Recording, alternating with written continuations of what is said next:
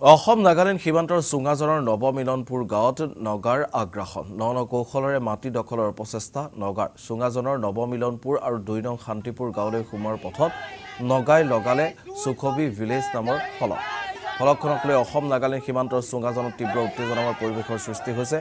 অসমৰ ভূমিত নগাই স্থাপন কৰা গেটখনত নিউলেণ্ড জিলা নাগালেণ্ড লিখাক লৈ ৰাইজৰ উত্তাল প্ৰতিবাদ। শীঘ্ৰেই সীমা সমস্যা দূৰ কৰাৰ দাবী ৰাইজৰ। সীমান্তত দণ্ডাধীশগৰাকীৰ স্মাৰকপত্ৰ দিয়াৰ পাছতো কোনো ব্যৱস্থা নোলোৱাৰ অভিযোগ। এক প্ৰতিবাদী সভা অনুষ্ঠিত কৰি তীব্ৰ প্ৰতিবাদ সাব্যস্ত কৰে সীমান্তবাসী ৰাইজে।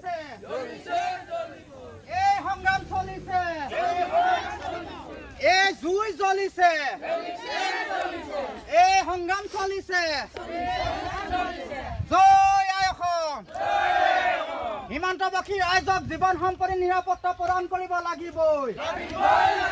সীমান্তবাসী ৰাইজক আমাক জীৱন সম্পত্তি নিৰাপত্তা প্ৰদান কৰিব লাগিবই।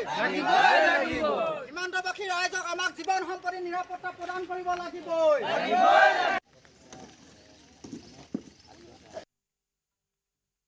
আমাৰ মহিমা এল পি স্কুলৰ প্ৰাংগণত উপস্থিত হৈ আজি ৰাজহুৱা সভাৰ যোগেদি চুঙাজানবাসী ৰাইজে সেই কথা এষাৰ কৈছে যে অতি শীঘ্ৰে নৱমিলনপুৰ গাঁৱত নগাই স্থাপন কৰা যিখন গেট নিউলেণ্ড বনাবৰ কাৰণে নগাই চেষ্টা কৰিছে, সেই গেটখন আৰক্ষী প্ৰশাসনে ইয়াত ভাঙি পেলাব লাগিব।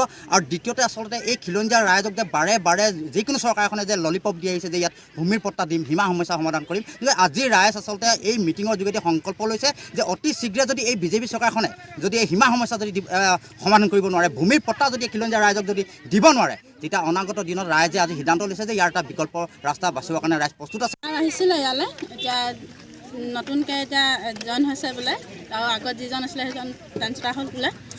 তাৰপৰা এতিয়া আমাৰ ইয়াত যিখন এতিয়া হৈ আছে নগালেণ্ড গেট, নিউলেণ্ড গেট বুলি লিখিছে, এতিয়া আমাক অতি সোনকালে গেটখন ভাঙি দিব লাগে, ভাঙি নি আমাৰ ইয়াৰ পৰা আঁতৰাই দিব লাগে, গোলাঘাট ডিষ্ট্ৰিক্ট বুলি লিখিব লাগে। আমাৰ অনাগত দিনৰ পৰা হৈ আছে, আৰু যদি ৰাইজে চৰকাৰে নাভাঙে তেতিয়া আমি ৰাইজ একত্ৰিত হৈছোঁ, আৰু আমি মঙলবাৰে যাম তালৈ।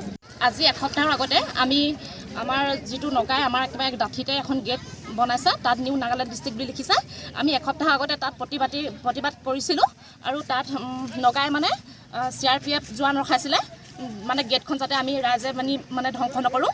গতিকে আমি নগাসকলকো মানে আপোনালোকৰ নিউজ চেনেলৰ যোগেদি মই বিনম্ৰ আহ্বান জনাইছোঁ, তেওঁলোকে যাতে একো মানে বিশৃংখল সৃষ্টি নকৰি শান্তিভাৱে আমাৰ মানে গোলাঘাট ডিষ্ট্ৰিক্ট ঠাইত সেই নিউ নাগালেণ্ডত লিখিছে মানে গেটখন অতি সোনকালে মানে ভাঙি পেলাব লাগে।